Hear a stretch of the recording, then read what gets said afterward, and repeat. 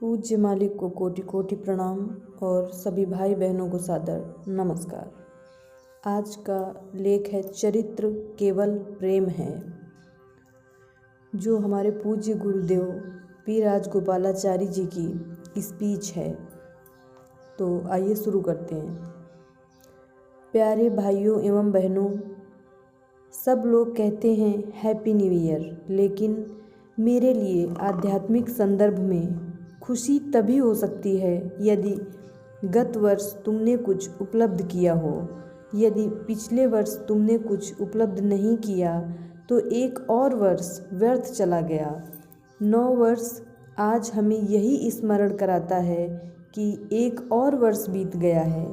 इसमें मैंने क्या किया, मैंने क्या उपलब्ध किया, और यह मार्मिक रूप से याद रहना चाहिए कि मेरे पास समय आगे कम है और पीछे अधिक समय गुजर गया है, अधिक समय व्यर्थ चला गया है, और थोड़ा जो शेष बचा है, क्या मैं उसे भी व्यर्थ गंवाता रहूँगा अथवा उसका सदुपयोग करूँगा जिससे मेरा भविष्य सुरक्षित हो जाए।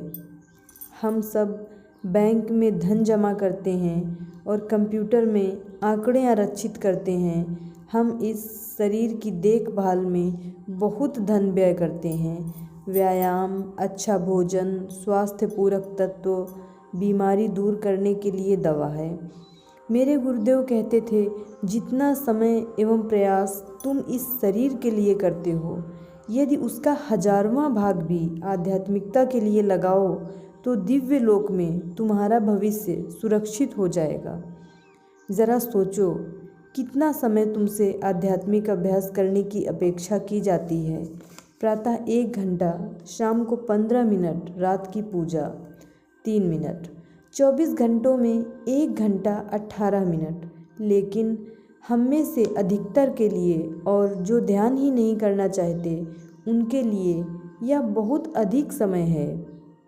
मैंने कल ही बताया है जो बाबूजी महाराज ने कहा था कि यदि तुम्हारे पास समय नहीं है और तुम यह दोहराते रहोगे कि मेरे पास समय नहीं है, तो तुम स्वयं को ऐसी परिस्थिति या मन स्थिति में प्रतिबंधित कर लेते हो जिससे आपके पास समय होता ही नहीं।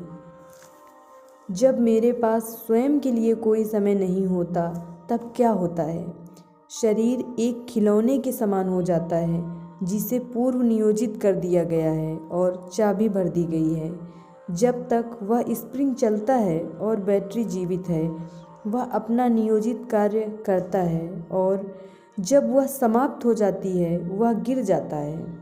ऐसा ही दुर्भाग्यपूर्ण जीवन हम लाखों लोग जीते हैं, और इस प्रक्रिया में हम सोचते हैं कि हम प्रसन्न हैं, हम स्वस्थ हैं, और सबसे अधिक मूर्खतावश हम सोचते हैं कि हम समझदार हैं। यह सोचना ही मूर्खता है कि तुम समझदार हो, जबकि वास्तव में तुम मूर्ख हो, बेवकूफ़ हो। तुम्हारे मन में स्वयं की भलाई ही नहीं है और निर्माण के बजाय तुम विनाश कर रहे हो। जैसे स्वास्थ्य के लिए तुम जिम जाते हो, बहुत पैसा खर्च करते हो और फिर बेकार भोजन खाते हो। तुम शुद्ध पानी पीते हो और फिर विलास के लिए शराब पी लेते हो। चाह मनुष्य जीवन के लिए सबसे अधिक हानिकारक है, और जो अपनी इच्छा पूर्ति में लगे हैं वे शीघ्रातिशीघ्र स्वयं का विनाश कर रहे हैं। यह कोई आध्यात्मिक बुद्धिमत्ता नहीं है, यह साधारण मानवीय बुद्धिमत्ता है, और जितना हम शिक्षित हो जाते हैं उतना हमें इनके प्रति सतर्क होना चाहिए। जितना हमें इनके प्रति सतर्क होना चाहिए उतना हमें स्वयं पर, स्वयं के द्वारा, स्वयं के लिए कार्य करना चाहिए। परंतु ऐसा प्रतीत होता है कि शिक्षा, संपत्ति, स्वास्थ्य, यह सब केवल हमारे स्वयं को शीघ्रातिशीघ्र क्षीण करने और नष्ट करने में सहायक हैं। अतः मेरे गुरुदेव ने अपनी दिव्य बुद्धिमत्ता से कहा, इल्लत किल्लत जिल्लत का सिद्धांत है कि तुम्हारे पास ज़रूरत से कम धन होना चाहिए। आदर्श स्वास्थ्य से कुछ कम स्वस्थ होना चाहिए और आसपास सदा आलोचक होने चाहिए। आवश्यकता से कुछ धन कम होने का अर्थ है कि तुम समझदारी से खर्च करो, उसे शराब या नशे में मत गंवाओ, जुआ मत खेलो, सावधान रहो। बहुत अच्छा स्वास्थ्य, तुम जल्द ही उसे नष्ट कर देते हो। मुझे बताने की आवश्यकता नहीं कि कैसे करते हो, तुम सब जानते हो। तुम में से अधिकांश ने ऐसा किया है और अब उसके परिणाम भुगत रहे हो, भावी चिंताओं के रूप में, मेडिकल बिल के रूप में। और यदि लोग तुम्हारी आलोचना नहीं करते तो तुम सोचते हो मैं महान हूँ। अतः इल्लत किल्लत जिल्लत, यह तीनों चीज़ें जो हम नहीं चाहते, आध्यात्मिक दृष्टि से हमारे लिए आवश्यक हैं। मेरा संगीतज्ञ मित्र भी तुम्हें बताएगा कि उन्हें जितनी अधिक प्रशंसा मिलती है उतना ही वे अपने संगीत के लिए आश्वस्त हो जाते हैं। परंतु यदि तुम सचेत हो और यदि तुम्हारे कान स्वयं के संगीत को सुन रहे हैं, दूसरों की बात मत सुनो। यदि तुम संगीतज्ञ हो तो अपने संगीत को स्वयं सुनो और तब छोटी सी त्रुटि भी तुम्हें विस्मित कर देगी, क्योंकि आज बाहरी संसार केवल तुम्हारी चापलूसी करने, प्रशंसा करने के लिए है। अरे तुम महान हो, मैं कैसा दिखता हूँ, अरे बहुत सुंदर। आज का संसार उस आईने के समान है जो हमेशा तुमसे झूठ बोलता है। तुम स्नो वाइट और महारानी के शीशे की कहानी जानते हो। रानी बहुत सुंदर थी, सबसे सुंदर। वह प्रतिदिन सुबह आईने में स्वयं को देखती थी और कहती थी, आईने आईने सबसे सुंदर कौन है? और आईना कहता, तुम सबसे सुंदर हो। परंतु एक दिन उसने कहा स्नो वाइट, और उसी दिन रानी की मानसिक शांति भंग हो गई। प्रेम करने के बजाय वह घृणा करने लगी। तुम कहानी जानते हो, यह बच्चों की कहानी है, लेकिन आज का आईना कहता है तुमसे बेहतर कुछ नहीं, कोई नहीं। हम मूर्खतावश आत्म प्रशंसा की भ्रमिक स्थिति में पहुंच जाते हैं, जिसे मनोवैज्ञानिक आत्मशक्ति कहते हैं। स्वयं को देखना, सराहना, मैं सुंदर हूँ, मैं महान हूँ। सत्य जानने के लिए तुम अपने दिल में देखो, अपने अंदर देखो, आत्मावलोकन करो।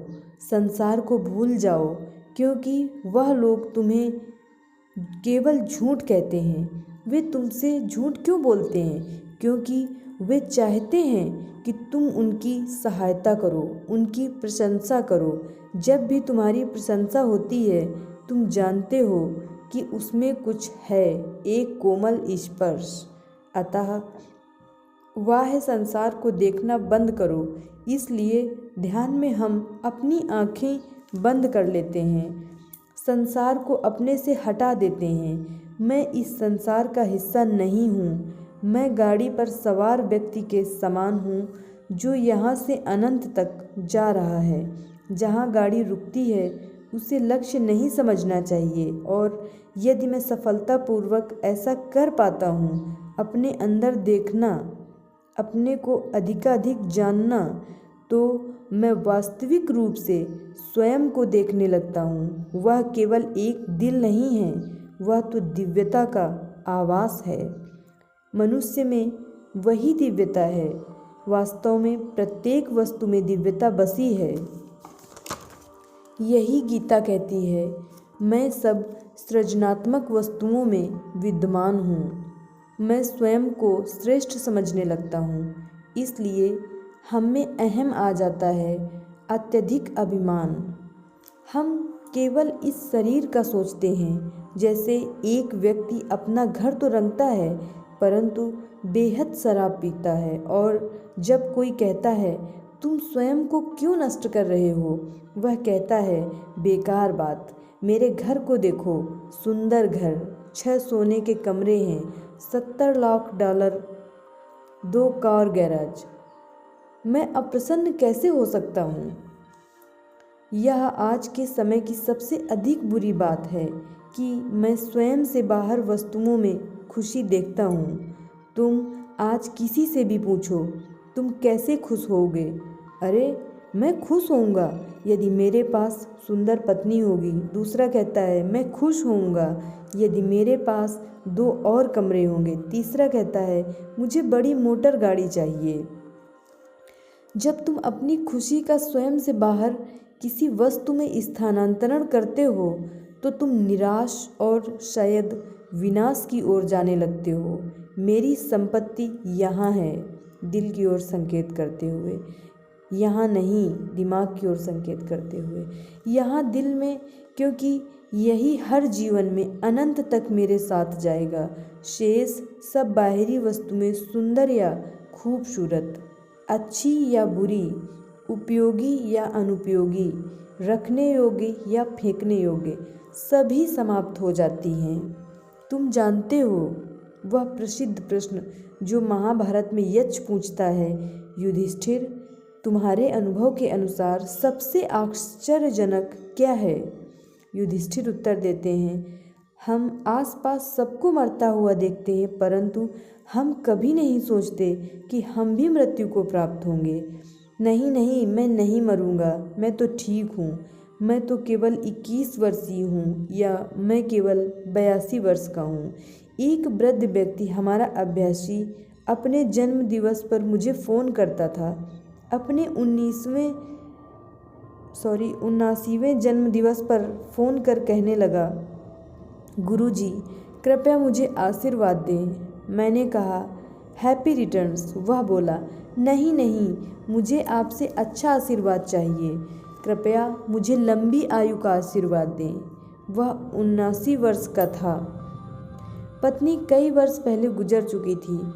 वह अकेले ही एक बड़े शहर में किसी भवन की 7वीं मंजिल पर रहता था, जहाँ एक स्त्री रोज़ सुबह आकर उसके लिए खाना पकाकर मेज पर रख जाती थी और वह लंबी आयु चाहता था।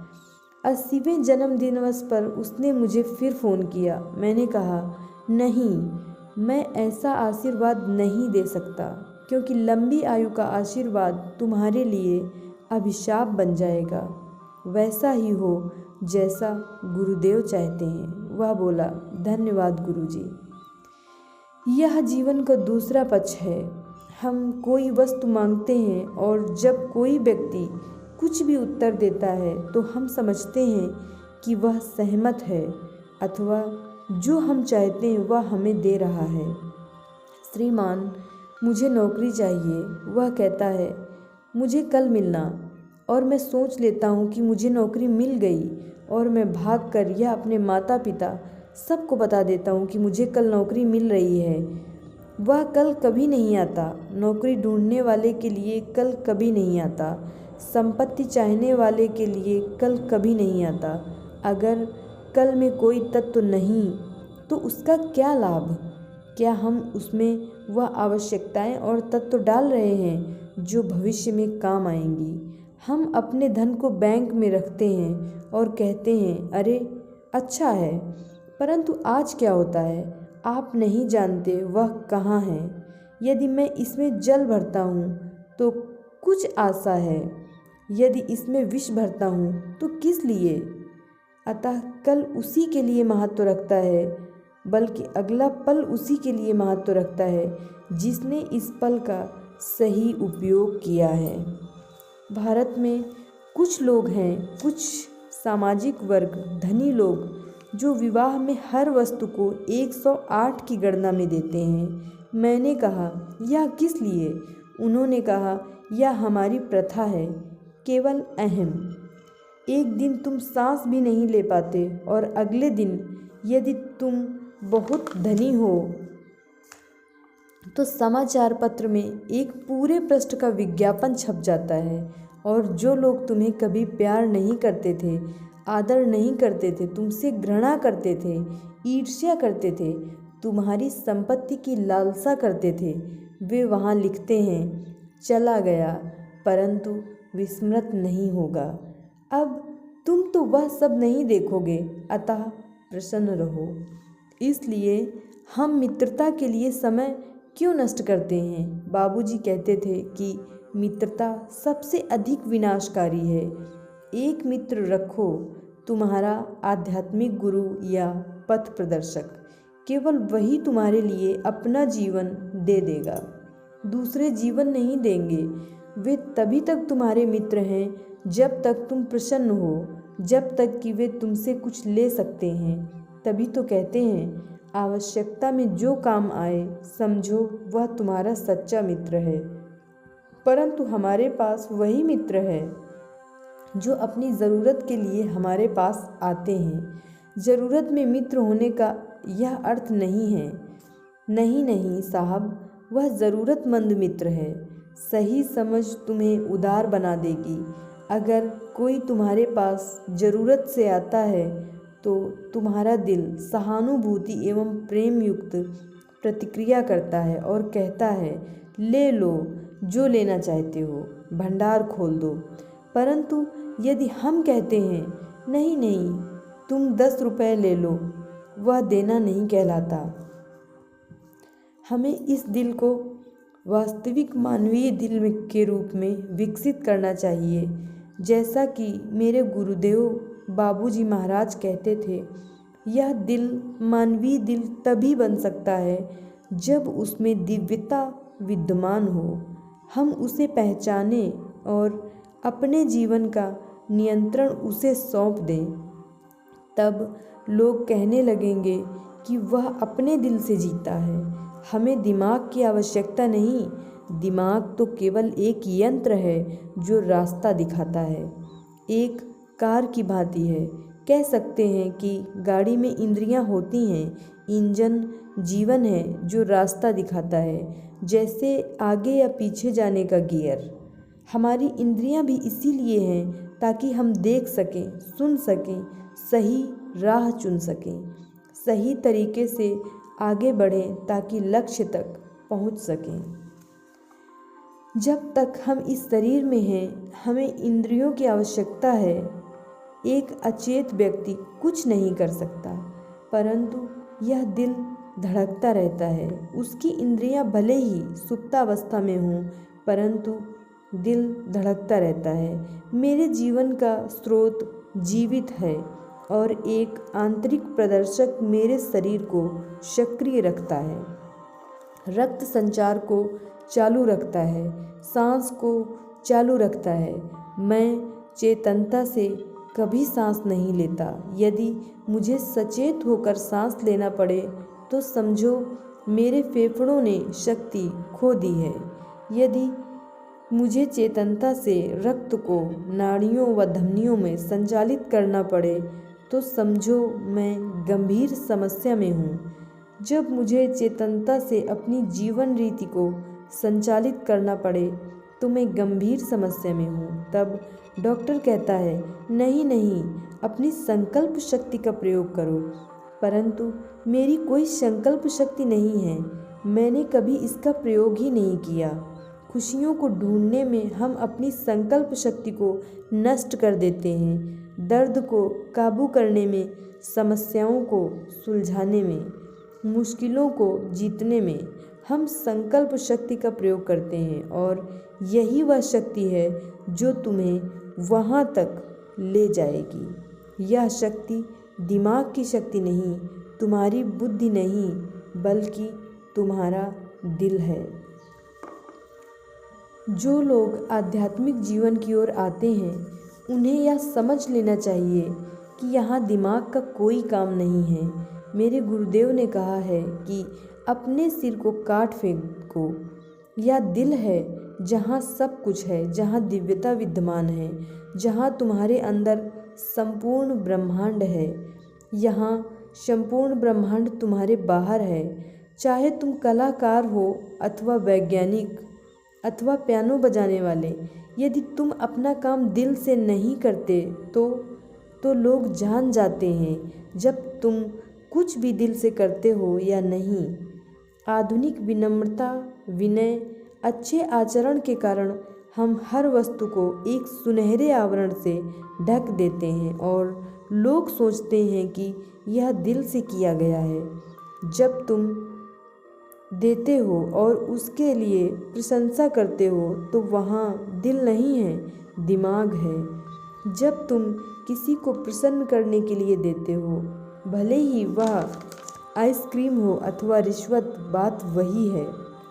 यदि तुम यह सब आपस में करते हो तो यह बुरी बात है, परंतु तुम तो यह भगवान के साथ भी करते हो, रिश्वत देना। प्रार्थना भी, यदि मैं ठीक हो जाऊंगा तो मैं गिरजाघर में मोमबत्ती जलाऊंगा अथवा मंदिर में प्रसाद चढ़ाऊंगा। मायलापुर में एक प्रसिद्ध मंदिर है, हनुमान मंदिर। वे उन्हें बड़ों का, जिन्हें तुम प्रातः नाश्ते में खाते हो, हार पहनाते हैं, उन्हें पत्थर की तरह सख्त बना देते हैं और 108 बड़ों का हार। यदि मैं हनुमान होता तो मैं क्या सोचता, मैं उसे उलटकर तुम पर ही फेंक देता। आजकल हम अपनी स्वार्थी इच्छाओं, लक्ष्य नहीं, उनकी पूर्ति के लिए कुछ भी कर सकते हैं। मैं चाहता हूँ, यह इच्छा है, मेरी ज़रूरत है, यह भार प्रकृति ने मुझ पर डाला है। बाबूजी महाराज ने कहा है, तुम्हें अपनी ज़रूरतों की पूर्ति के लिए मांगने का अधिकार है, इच्छाओं के लिए नहीं। अब जब तक तुम यह पहचान नहीं लेते कि आध्यात्मिक जीवन ही असली जीवन है, क्योंकि वही शाश्वत जीवन है, तुम केवल खिलवाड़ कर रहे हो। जब तुम सत्संग में आते हो, सीटिंग लेते हो, सीटिंग देते हो, क्योंकि इसमें तुम्हारा दिल नहीं है, यह केवल एक काम बन गया है। यदि तुम्हारा दिल इसमें है तो तुम उस स्थिति में पहुंच जाते हो जहां तुम हर समय ध्यान में हो। भले ही तुम अपना काम करते रहते हो, परंतु तुम्हारा दिल हमेशा उस स्थिति में रहता है जहां तुम में और तुम्हारे रचयिता में संपर्क स्थापित हो चुका है। यह बिजली की भांति है जिसे हर समय जुड़े रहना है। यदि बिजली आ जा रही है, जैसा कि भारत में अक्सर होता है, तो उसका क्या लाभ? नहीं श्रीमान, मैं ऑफ और ऑन के संपर्क में हूँ, कोई लाभ नहीं। एक बार यह संपर्क स्थापित हो गया तो फिर टूट नहीं सकता, टूटना चाहिए भी नहीं। टूटेगा तो स्व का नाश होगा। बेहतर है सिर्फ इंसान बने रहें, क्योंकि एक बार आध्यात्मिकता में गए तो उसकी बहुत मांगे हैं, या नहीं कह सकते उसकी मांगे, यह तो स्वयं के लिए मेरी मांगे हैं, जो इतनी अधिक हैं कि लोग इस ओर आने में डरते हैं। वे कहते हैं, श्रीमान, क्या मैं जैसे चाहूँ जी सकता हूँ? बेशक, परंतु सही ढंग से। क्या मैं जो चाहूँ खा पी सकता हूँ?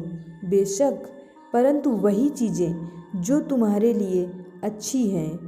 परंतु यह क्या बेशक? बेशक ईश्वर कहता है, यह मैं नहीं कह रहा हूँ, तुम स्वयं से कह रहे हो।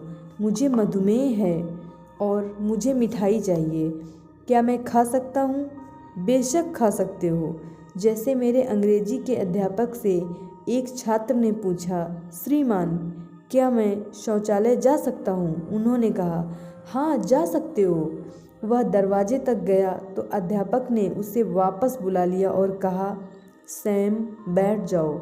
वह बोला, श्रीमान, आपने मुझे अनुमति दी थी। अध्यापक ने कहा, मैंने ऐसा कुछ नहीं किया था, तुमने मुझसे पूछा कि क्या मैं शौचालय जा सकता हूँ। मैंने कहा, अवश्य तुम जा सकते हो, तुम्हारे पास 2 टांगें हैं, तुम जा सकते हो, परंतु तुम नहीं जाओ। कर सकने और करने में अंतर है। कर सकने का संबंध मेरी करने की क्षमता से है और करने का संबंध इस बात से है कि मुझे करने की अनुमति है। दोनों में अंतर है। अतः स्वयं से पूछो कि मुझे क्या चाहिए, न कि मैं क्या कर सकता हूँ। मैं जो चाहूँ कर सकता हूँ। आध्यात्मिकता तुम्हारी व्यक्तिगत स्वतंत्रता में हस्तक्षेप नहीं करती। तुम जो करना चाहो, जहाँ जाना चाहो, जैसा जीना चाहो, उसकी स्वतंत्रता ईश्वर द्वारा पूर्णतया आश्वस्त की गई है। वह कहता है, मैंने तुम्हें बुद्धि दी है, दिल दिया है, जिनके द्वारा तुम्हें पता चलना चाहिए कि तुम्हारे लिए क्या अच्छा है और उसे कैसे स्वीकार करना है। तुम्हें यह 2 उपकरण देने के बाद मेरा इसमें कोई हाथ नहीं। तुम जैसा चाहो कर सकते हो, लेकिन सही ढंग से करो। भरपूर खाओ, लेकिन वही खाओ जो तुम्हारे लिए अच्छा है। हाँ, लेकिन भगवान, आप कहते हो जो अच्छा है, जो अच्छा है, लेकिन क्या अच्छा है? भगवान कहते हैं तुम्हारा दिल तुम्हें बताएगा। जब भी शंका हो सदा दिल से पूछो। यदि दिमाग से पूछोगे, वह कंप्यूटर की भांति है, वह कभी सच्चाई नहीं बताएगा। वह तुम्हें वही बताएगा जो उसके निश्चित कार्यक्रम के अनुसार है। ईश्वर कहता है तुम्हारा असली मित्र तुम्हारा दिल है, जिसमें मैं हूँ। अतः बाबूजी कहते थे, जब भी शंका हो तो दिल से पूछो। क्या हम ऐसा करते हैं? हम भूल जाते हैं। केवल भूलते ही नहीं, बल्कि इसे नज़रअंदाज करते हैं, इसकी अवहेलना करते हैं। इसे हम अंतःकरण की आवाज़ कहते हैं, शांत छोटी अंतःकरण की आवाज़। शास्त्र ऐसा ही बताते हैं, फिर भी हम उससे निर्देश नहीं लेते, क्योंकि हम वह उत्तर नहीं चाहते। मैं तो वह उत्तर चाहता हूँ जो मुझे वो करने की अनुमति दे जो मैं करना चाहता हूँ, न कि मुझे जो करना चाहिए। यहाँ भी आप देखें कि जो मैं चाहता हूँ और जो मुझे करना है में अंतर है। मुझे काम पर जाना है और मेरे मित्र कहते हैं चलो महाबलीपुरम चलें, तो तुम अपनी पत्नी अथवा पुत्र से कहते हो, यदि मेरा बॉस फ़ोन करे तो कह देना कि आज मेरी तबीयत ठीक नहीं है। हम झूठ बोलते हैं और अपने बच्चों को झूठ बोलना सिखाते हैं। मुझे क्या करना चाहिए और मैं क्या करना चाहता हूँ, 2 भिन्न भिन्न बातें हैं। आज गुणवत्ता की चेतना खो गई है, क्योंकि मजदूर कहता है मुझे वेतन मिलता है, अतः मैं पैसे के लिए काम करता हूँ। अच्छा काम करो। मेरा अनुबंध पत्र अच्छा काम करने के लिए नहीं कहता, वह कहता है कि 8 घंटे काम करो। क्या तुम 8 घंटे काम करते हो? घड़ी तो ऐसा ही बताती है। मैं थक जाता हूँ तो थोड़ा आराम कर लेता हूँ, यह आम बात है। तुम एक दीवार को 1 दिन में बना सकते हो, परंतु तुम उसे 8 दिन में बनाते हो, ताकि तुम्हें 1 दिन के काम के लिए 8 दिन का वेतन मिले। हर क्षेत्र में ऐसा ही होता है। कम उत्पादन, बेकार उत्पादन, क्योंकि तुम स्वयं के लिए काम कर रहे हो, दूसरों के लिए नहीं। मैं बनाता हूँ, उत्पादन करता हूँ अमीर बनने के लिए। मैं यहाँ दूसरों को अमीर बनाने और प्रसन्न करने के लिए नहीं हूँ। मैं यहाँ स्वयं को अमीर बनाने एवं प्रसन्न करने के लिए हूँ। मैंने कारखानों में काम किया है। मैं जानता हूँ लोग कैसे काम करते हैं, कैसे झूठ बोलते हैं, कैसे धोखा देते हैं। यह देखकर मैं हैरान होता था। तब मैं विस्मित होता था, अब मैं दुखी हूँ, क्योंकि वे अपनी चरित्रहीनता एवं अपना स्वार्थ प्रदर्शित करते हैं। यही उन्हें इस जीवन में प्रेरित कर रही है। तब तुम्हें पूछना पड़ता है, कैसी आध्यात्मिकता? कहाँ है आध्यात्मिकता? क्या आध्यात्मिकता मुझे घर देगी? क्या आध्यात्मिकता मुझे खुशी देगी? तुम सदा अच्छा करने की बात करते हो, परंतु यदि मैं अच्छा करता हूँ तो मैं जीवित नहीं रहूँगा। दूसरे लोग खुश होंगे, लेकिन मैं खुश नहीं रहूँगा। तो आप देखते हैं, हम स्वयं हृदय रहित प्रजाति बन गए हैं। इंसान, तुम्हारे पास दिल ही नहीं है। कोई सड़क पर मर रहा होता है, अरे यह तो इसका भाग्य है, बेचारा, मैं क्या कर सकता हूँ। तुम पुलिस को फ़ोन क्यों नहीं करते? अरे मैं फंस जाऊँगा। तुम उसे टैक्सी में अस्पताल क्यों नहीं ले जाते? अरे तब मुझे इसकी सूचना देनी होगी, वे मुझे अदालत में बुलाएंगे। देखा आपने, हृदय रहित। और यदि संसार ही हृदय रहित है, तो तुम यह अपेक्षा कैसे कर सकते हो कि किसी के पास तुम्हारे लिए दिल होगा? दूसरों को दोष मत दो, क्योंकि तुम भी उसी मानव जाति का हिस्सा हो जिसने अपना दिल खो दिया है, कहीं फेंक दिया है और अब केवल दिमाग का प्रयोग कर रही है। आध्यात्मिकता कहती है दिल से शुरू करो, दिल पर ध्यान लगाओ, दिल से ध्यान लगाओ और उस पर ध्यान लगाओ जो दिल के अंदर है। धीरे धीरे तुम देखोगे कि बाकी चीज़ों की तुम पर पकड़ कम होने लगती है। तुम्हारी इच्छाएं, लालसाएं सब दूर हो जाती हैं। धीरे धीरे जैसे तुम प्रगति करने लगते हो, जाने अनजाने तुम्हारा हृदय तुम्हें संभालने लगता है। अब अच्छे के अतिरिक्त कुछ और करने का विचार भी तुम्हारे अंदर नहीं आता। यहाँ कुछ त्यागने का प्रश्न नहीं है, कुछ छोड़ने का प्रश्न नहीं है। चीज़ें स्वयं छूट जाती हैं और फिर तुम मुक्त हो।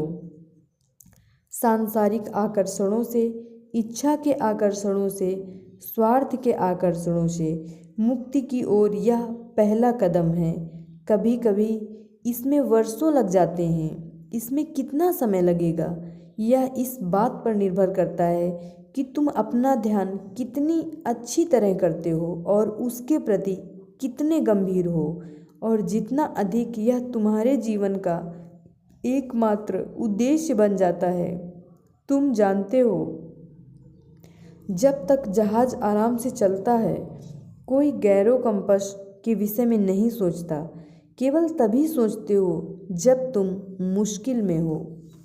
कबीर की एक प्रसिद्ध कहावत है कि सब दुख में ही ईश्वर को याद करते हैं, लेकिन यदि वे सुख में भी उनका स्मरण करें तो उन्हें दुख ही क्यों हो।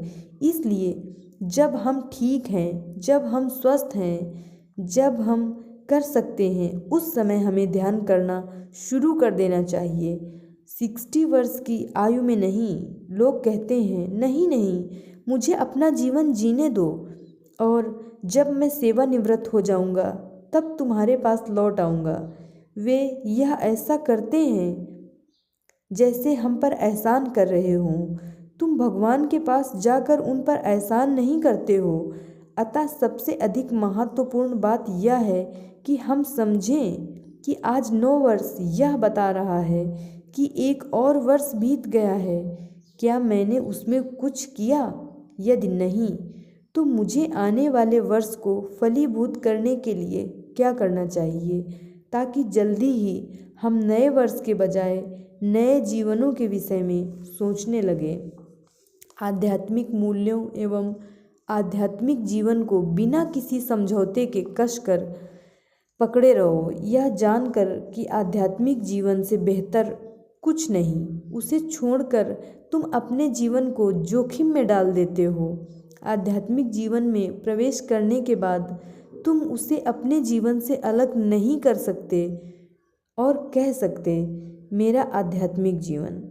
तुम अपनी संपत्ति स्वयं से अलग कर सकते हो, मेरी संपत्ति, मेरा स्वास्थ्य आदि, लेकिन यह नहीं कह सकते कि मेरी आध्यात्मिकता, क्योंकि आत्मा तो शाश्वत रूप से दिव्य है, वह आध्यात्मिक है। मैं अपनी आत्मा को कलुषित नहीं कर सकता, मैं केवल अपने दिल एवं शरीर को कलुषित कर सकता हूँ। एकमात्र रास्ता यही है कि आध्यात्मिकता को पकड़े रहो, जैसे एक डूबता हुआ व्यक्ति तिनके को पकड़े रखता है। तिनका दिखने में कमज़ोर प्रतीत होता है, परंतु विश्वास के कारण तुम उसे पकड़े रहते हो और वही मजबूत लकड़ी बन जाता है। मैं प्रार्थना करता हूँ कि तुम इन सभी बातों को आत्मसात करोगे, दिल का प्रयोग करोगे, ध्यान करोगे और इसके साथ बने रहोगे जब तक वहाँ लक्ष्य तक न पहुँच जाओ। धन्यवाद।